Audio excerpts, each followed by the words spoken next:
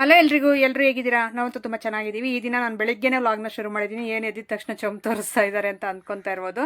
ಹಾಲಿಗೆ ಹೋಗೋಣ ಅಂತ ನಮ್ಮ ಅಮ್ಮವ್ರದ್ದೇ ಚಂಬು, ಅದಕ್ಕೆ ಇಲ್ಲೇ ಇತ್ತು, ಅದರಲ್ಲಿ ಹಾಲು ತೊಗೊಂಡು ಬರ್ತೀನಿ ಡೈಲಿ, ಅದಕ್ಕೆ ತಗೊಂಡು ಹೋಗೋಣ ಅಂತ ಹೇಳ್ಬಿಟ್ಟು ಸ್ಟಾರ್ಟಿಂಗಲ್ಲಿ ನಿಮಗೆ ಚಂಬು ತೋರಿಸಿದ್ದ ರೀತಿ, ತಪ್ಪಾಗಿ ತಿಳ್ಕೊಬೇಡಿ. ಸೊ ಈಗ ಇಲ್ಲಿಂದ ವ್ಲಾಗ್ನ ಶುರು ಮಾಡಿದ್ದೀನಿ. ಹೊಸದಾಗಿ ಯಾರಾದರೂ ನೋಡ್ತಾ ಇದ್ದರೆ ಪ್ಲೀಸ್ ಸಬ್ಸ್ಕ್ರೈಬ್ ಮಾಡ್ಕೊಳ್ಳಿ. ವಿಡಿಯೋ ಇಷ್ಟ ಆದರೆ ಪ್ಲೀಸ್ ಒಂದು ಲೈಕ್ ಮಾಡೋದು ಮಾತ್ರ ಮರಿಬೇಡಿ. ಲೈಕ್ ಮಾಡಿ, ಆದಷ್ಟು ನಿಮ್ಮ ಫ್ರೆಂಡ್ಸ್ ಆ್ಯಂಡ್ ಫ್ಯಾಮಿಲಿ ಮೆಂಬರ್ಸ್ಗೆಲ್ಲ ಶೇರ್ ಮಾಡಿ. ಸೊ ಅವರು ನೋಡಿಬಿಟ್ಟು ನನ್ನ ವೀಡಿಯೋಸ್ಗೆ ಸಪೋರ್ಟ್ ಮಾಡಲಿ ಅಂತ ಕೇಳ್ಕೊಳ್ತಾ ಇದ್ದೀನಿ. ವೀಡಿಯೋನ ಸ್ಕಿಪ್ ಮಾಡದೆ ಕೊನೆವರೆಗೂ ನೋಡ್ತಾ ಇರಿ, ನೋಡಿ ಹಾಗೆ ಒಂದು ಲೈಕ್ ಮಾಡಿ ಹೋಗಿ.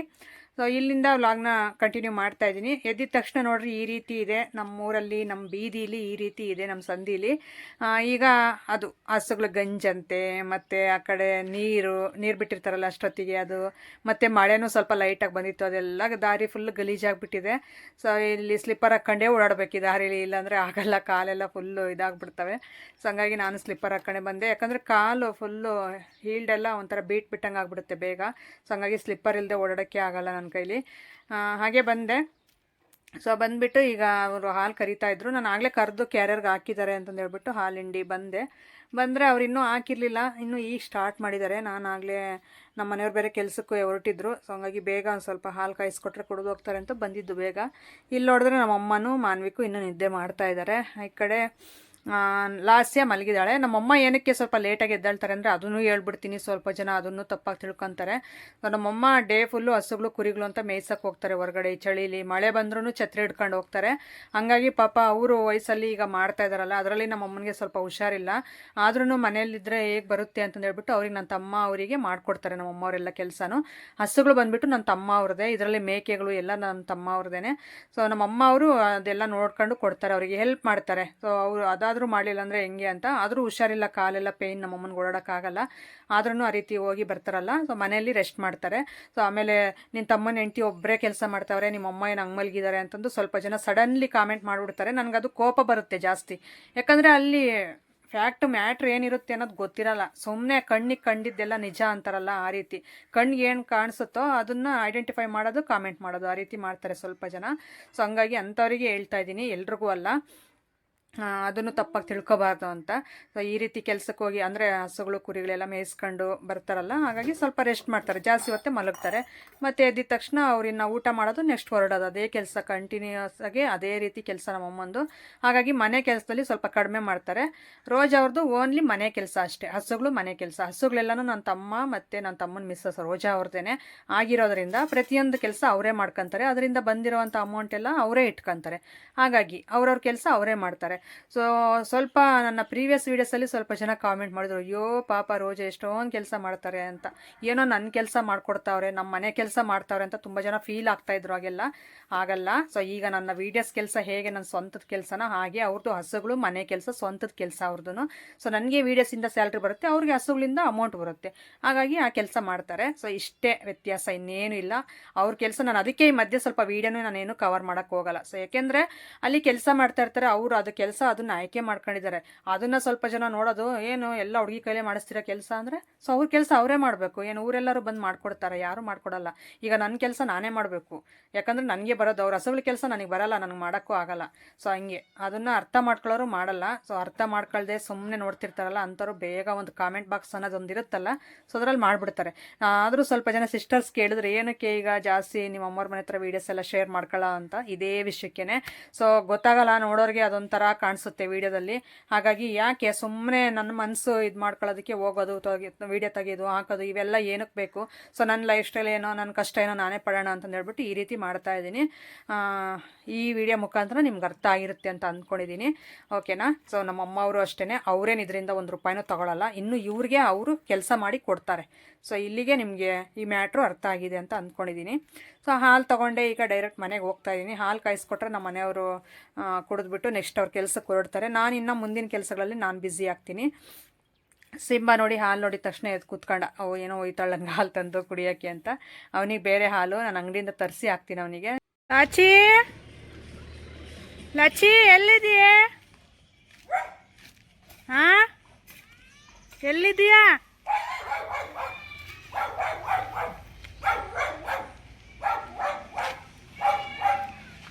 ಅಲ್ಲೇನು ಮಾಡ್ತಿದೀಯಾ? ಹಾಂ, ಎಲ್ಲಿಗೆ ಹೋಗ್ಬೇಕ್ರೋ? ಹಾಂ, ಏನಮ್ಮ? ನಾನು ಆಟ ಆಡೋಕ್ಕೆ ಬರ್ತೀನಿ. ಬರಲಾ? ಏನಾಟ ಆಡೋದು? ಹಾಂ ಹಾಂ ಹ್ಞೂ ಅಯ್ಯ ಅದೇ ಅಂತ ಆಟನಮ್ಮ.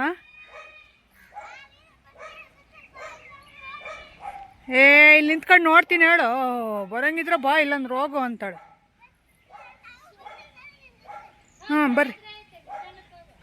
ಅಲ್ಲೆಲ್ಲ ಗಿಡಗಳು ನೋಡು ಹೆಂಗಿದಾವೆ, ಹಂಗೆ ಬರ್ತಾಳೆ ಅವಳು. ಬಾ ಇಲ್ಲಿಗೆ, ಲಾಸ್ಟಾಗಿ ಕೇಳ್ತಾವಳೆ. ಶ್ರೀ ಅನಿ ಬೇರೆ ಇದ್ದಾಳೆ ನಿನ್ನ ಜೊತೆಗೆ.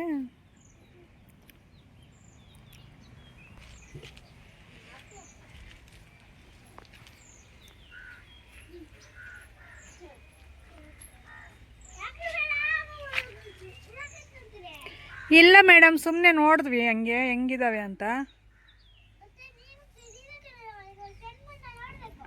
ಓ ಯಾಕ್ರಿ ಮೇಡಮ್, ಹೂವು ಕಿತ್ಕೊಂತೀರಿ? ಇಲ್ಲ ಮೇಡಮ್, ಹೂವು ಏನು ಕಿತ್ಕೊಂಬಲ್ಲ. ಸುಮ್ಮನೆ ನಾವು ತಗೋಬಾರ್ದು. ಎಲ್ಲ ಮಾತಾಡ್ತೀಯಾ? ಹೆಂಗಿರ್ಬೇಕಮ್ಮ ಗೊತ್ತಿಲ್ಲೇನು? ಗೊತ್ತಿಲ್ಲ?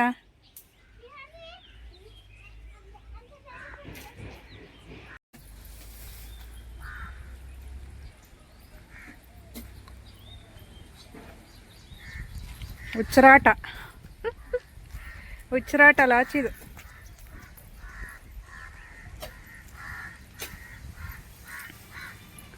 ಸಾಕು ಬಾಮ್ಮು, ಮಧ್ಯಾಹ್ನದಿಂದ ಆಟ ಆಡಿದ್ಯಾ?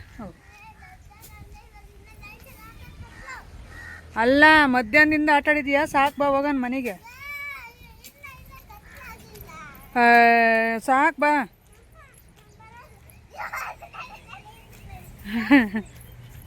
ಸಾಕು ಬಾಮ್ಮು. ಲಚಮ್ಮ, ಅಕ್ಕ ಲಾಚಕ್ಕ ಬಾರಕ್ಕೋ. ಅಕ್ಕ ಲಾಚಕ್ಕ, ಲಾಚಕ್ಕ ಬಾರಕ್ಕೋ. ಬಾರಕ್ಕ, ಟೈಮ್ ಆಯ್ತು ಬಾರಕ್ಕೋ, ಮನೆಗೆ ಹೋಗೋಣ. ಅಡುಗೆ ಮಾಡಿ ಬಾರಕ್ಕೋ, ಯಾತೋ ಅಡುಗೆ ಇಲ್ಲ ಮನೆಗೆ. ಬರ್ರಕ್ಕ, ಬರ್ರಕ್ಕ. ಬಂಗಾರಿ.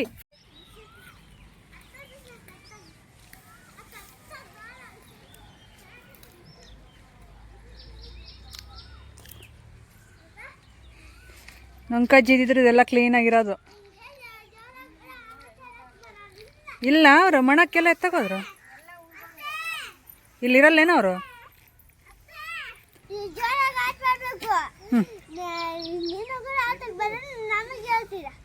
ನಮ್ಗೆ ಆಟ ಆಡೋಕೆ ಬರಲ್ಲ ಜೋರಾಗಿ? ಅಯ್ಯಪ್ಪ, ಹೆಂಗೋ ಹೇಳ್ರಮ್ಮ ನೀವೇ. ನಮ್ಗೆ ಆಟ ಆಡೋಕೆ ಬರಲ್ಲ, ನೀವೇ ಜೋರಾಗಿ ಆಟ ಆಡ್ರಿ. ಅಯ್ಯೋ ಆಯ್ತು ಹೇಳಮ್ಮ ತಾಯಿ. ಅದಕ್ಕೆ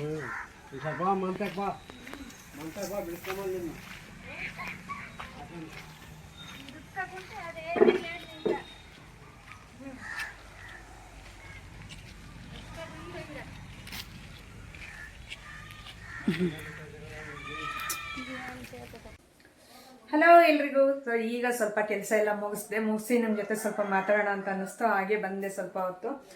ನನ್ನ ಮಗ ಬಂದ್ಬಿಟ್ಟು ಪಾರಿ ಒಳಗೆಲ್ಲ ಕಾಳಾಗ್ತಾವೆ. ಸೊ ನಾನು ಬಂದು ಇಲ್ಲಿ ಒಳಗಡೆ ಮಾತಾಡೋಣ ಅಂತ. ಹೊರಗಡೆ ಸ್ವಲ್ಪ ಹುಡುಗರೆಲ್ಲ ನಿಂತಿದ್ದಾರೆ. ಏನು ಮಾಡ್ತಾರೆ ಅಂದರೆ, ನಾನು ಏನಾದರೂ ಈ ಥರ ಒಂದು ಕ್ಯಾಮ್ರಾಗೆ ಮಾತಾಡ್ಬೇಕಂದ್ರೆ ಎಲ್ಲ ಈ ಥರ ಬಗಿ ನೋಡ್ತಾ ಇರ್ತಾರೆ. ಸೊ ನನಗೊಂಥರ ಅನಿಸುತ್ತೆ, ಮುಜುಗರ ಅನಿಸುತ್ತೆ ಮಾತಾಡೋದಕ್ಕೆ. ಚಿಕ್ಕ ಮಕ್ಕಳು ನೋಡಿ ಅಲ್ಲ, ಸೊ ಅವ್ರು ನೋಡೋದಕ್ಕೆ ನನ್ನ ಏನು ನೋಡ್ತಾ ಇರ್ತಾರೋ, ನಾನು ಏನು ಮಾತಾಡಬೇಕು ಅನಿಸುತ್ತೆ ನನಗೆ.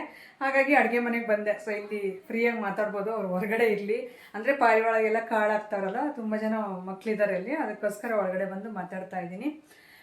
ಹಾಗೆ ನಾನು ತಮ್ಮನೇನು ಏನಕ್ಕೆ ಆ ರೀತಿ ಇಟ್ಟಿದ್ದು ಅಂದರೆ, ಸೊ ನಮ್ಮಪ್ಪ ಇದ್ದಾರಲ್ಲ, ನಮ್ಮ ಅಪ್ಪ ಅವ್ರದ್ದು ಹೇಳ್ಬೇಕು ಅಂದರೆ, ಸೊ ಈ ರೀತಿ ಜೀವನನೇ ಅಲ್ಲ ನಮ್ಮಪ್ಪ ಅವ್ರದ್ದು. ತುಂಬ ಚೆನ್ನಾಗಿರ್ಬೋದಾಗಿತ್ತು. ಸೊ ಅಷ್ಟು ಇತ್ತು, ಎಲ್ಲ ಕಳ್ಕೊಬಿಟ್ಟಿದ್ದಾರೆ.